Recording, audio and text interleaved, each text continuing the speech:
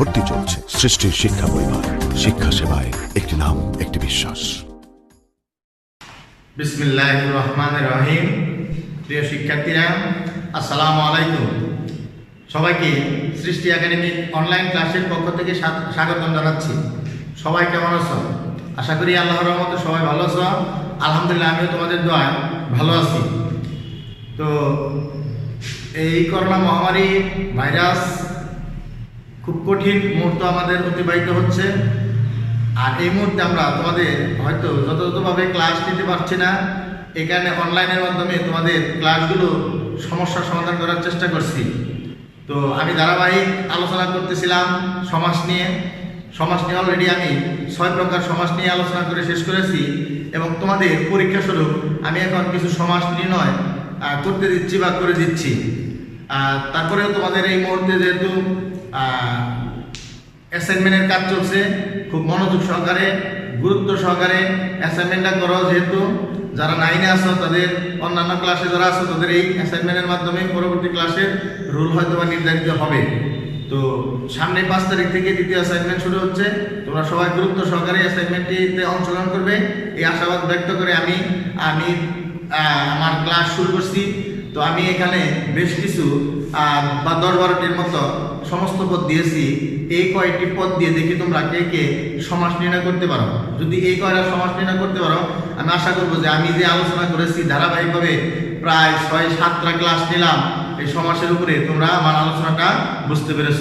আর আমার আলোচনা যদি তোমরা বুঝতে পারো, তাহলে আমার আলোচনা সার্থক। তোমরা না বুঝলে কিন্তু আমার আলোচনা সার্থক নয়। তো আমি এখানে 12টি সমস্ত পদের ব্যাসবাক্য এবং সমাসের নাম নির্ণয় করে দেখানোর চেষ্টা করছি। খেয়াল করো, আমি এখানে বেশ কয়েকটি সমস্ত পদ লিখেছি। একটা দুধে ভাতে, চৌরাস্তা, দাকুমরা, শতাব্দী, সিংহাসন, নীলবসনা, মনমাঝি, আমরণ, বস্তা কষা, 80-20, মন করা, উপশহর। তাহলে আমি এখানে 12টি শব্দ লিখেছি। তা আমি দেখি এক এক করে। দেখো, আমাদের এখানে বেশ কিছু শব্দ দেখে কিন্তু আমরা বুঝতে পারতেছি পাসওয়ার্ডের মাধ্যমে ফেলে যে কোনটা কোন সমাস। দেখো, আমরা 6টা পাসওয়ার্ড নিয়ে আলোচনা করছি যে দ্বন্দ্ব হলেই সেখানে হাইফেন থাকবে। এখানে হয়তো যেটা হাইফেন আছে আমরা হয়তো বুঝতে পারতেছি যে এই দুইটা শব্দ বা এই শব্দটা আমাদের কি দ্বন্দ্ব সমাস।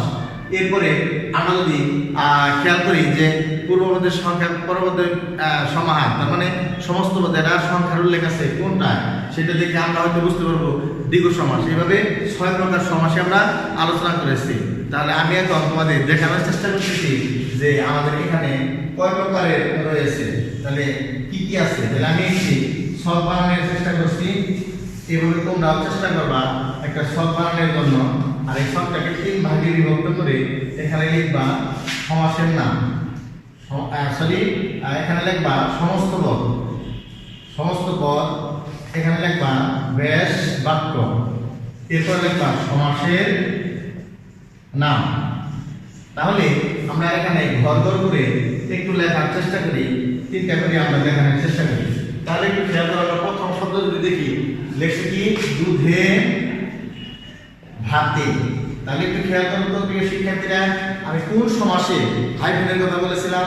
অবশ্যই আমি এটা ব্যাসবাক্য করি দ্বন্দ্ব সমাস। তোমাদের বলেছিলাম যে দ্বন্দ্ব সমাসের সমস্ত পদে হাইফেন থাকবে, আর ব্যাসবাক্য করলে হাইফেনটা উঠিয়ে দিয়ে একটা কি বসাইতে হবে, অব্যয় পদ। তাহলে কি হলো? দুধে ও ভাতে। তাহলে প্রিয় শিক্ষার্থীরা একটু খেয়াল করো, দুধে ও ভাতে যখন লিখলাম, তাহলে মাঝখানে অব্যয় পদ আছে, হাইফেন উঠিয়ে দিলাম। হাইফেন থাকে দ্বন্দ্ব সমাসে। যেহেতু আগেও কি আছে, বিভক্তি ছিল, এখনো বিভক্তি আছে, তাহলে আমরা বলেছিলাম যেটা অলুক দ্বন্দ্ব, এর নাম হলো অলুক দ্বন্দ্ব। যদি তোমরা শুধু দ্বন্দ্ব লিখতা, তাও কিন্তু অনেকটা হয়ে যেত, তুমি ভাগ করতে পেরেছ। এরপরে খেয়াল করো, এটা গেল দ্বিতীয় ডায়াসন চৌরাস্তা। তাহলে চৌরাস্তা আমরা কোন প্রকারের সমাসের পাশে বলেছিলাম যে সমস্ত পদে একটা সংখ্যার উল্লেখ থাকবে। অবশ্যই তোমাদের মনে আছে, সেটা হলো দ্বিগু সমাস। তাহলে চৌরাস্তা, চৌ মানে 4, এখানে আমাদের দ্বিগু সমাসের সংখ্যা বলেছিলাম পূর্বপদের সংখ্যা আর পরের পদের সমাহার বোঝাবে। তাহলে আমরা এখানে করি 4 রাস্তার সমাহার। তাহলে খেয়াল করো, 4 রাস্তার সমাহার মানে কি? চৌরাস্তা। আর এটা হলো দ্বিগু সমাস। দ্বিগু সমাস। এরপরে আসো আরেকটি এখানে দেওয়া আছে যে আমরা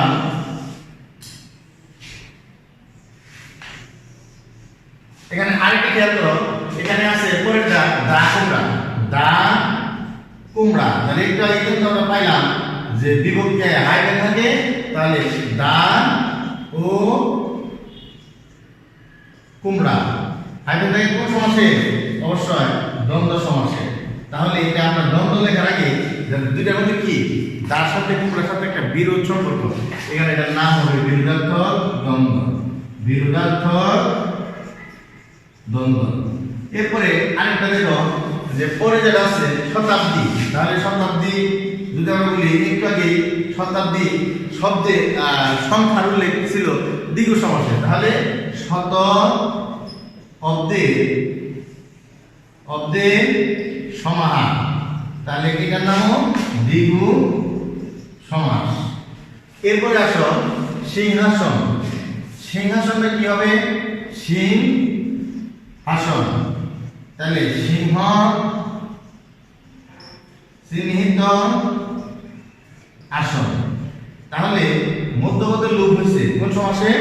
কর্মধারয় সমাসে। মধ্যপদের লোপ হয় একমাত্র কর্ম, আর মধ্যপদ লুপি এটার নাম হলো মধ্যপদ লুপি পদ লুপি কর্মধারয়, কর্মধারয় সমাস।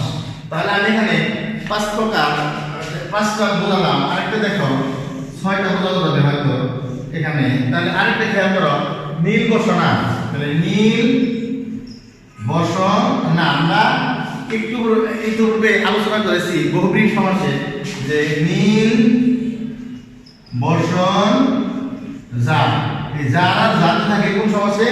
বহুব্রীহি সমাসে। এর নাম হলো বহুব্রীহি সমাস। তাহলে আমি আশা করবো এই ছয়টি তোমরা বুঝতে পেরেছো। যদি প্রয়োজন আমি এক সাইড হয়ে দাঁড়িয়েছি যে তোমরা স্ক্রিনশট দিয়ে রাখতে পারবে। এরপরে আসো আরো বাদ বাকি যে কয়টা সমাস আছে আমরা সেগুলো নিয়ে একটু আলোচনা করার চেষ্টা করি। তাহলে প্রিয় শিক্ষার্থীরা, আমি যেভাবে তোমাদের সমাসগুলো ভেঙে ভেঙে দেখাচ্ছি, এইভাবে যদি তোমরা সূত্রে ফেলো অথবা পাসওয়ার্ডের মধ্যে ফেলে দাও, তাহলে কিন্তু তোমাদের সমাস নির্ণয় করা অনেক সহজ হবে।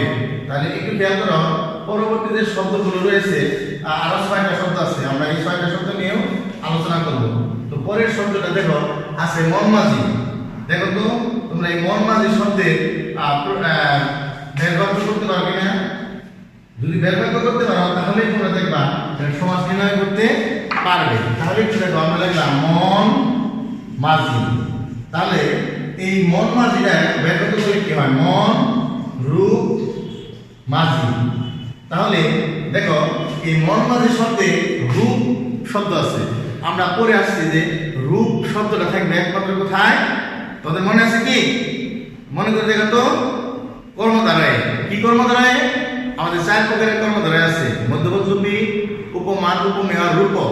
তাহলে এটা হলো রূপক কর্মধারায়, রূপক কর্মধারায় সমাস। এরপরে আরেকটা খেয়াল করো আমরণ, আমরণ। যদি আমরা এখানে ব্যবহার করি মরণ পর্যন্ত, একটু খেয়াল করো তো প্রিয় শিক্ষার্থীরা, মনে আছে কিনা মূল শব্দ হলো মরণ, তার আগে একটা সরে আছে, তাহলে পূর্বপদে কি যেন থাকে? মনে আছে কি? মনে আছে যে আমাদের অব্যয় ভাব আমরা পড়েছি না, যে অব্যয় নিষ্পন্ন সমাসে যদি অব্যয়ের অর্থেরই প্রাধান্য থাকে তবে তাকে বলে অব্যয় ভাব সমাস। তাহলে অবশ্যই এটা অব্যয় ভাব সমাস। এরপরে আসো আরেকটা শব্দ আছে এখানে কি? বস্তা পচা। আমরা বলি বস্তা পচা, তাহলে ব্যবহার করতে পারি বস্তায় পচা। তাহলে এখানে একটা অন্তস্থ অ ছিল, আমাদের অন্তস্থটা কিন্তু সমস্ত পদে নেই, তার মানে এখানে একটা বিভক্তি লোপ পেয়েছে। আর বিভক্তি লোপ পাইলে কোনটা হয়?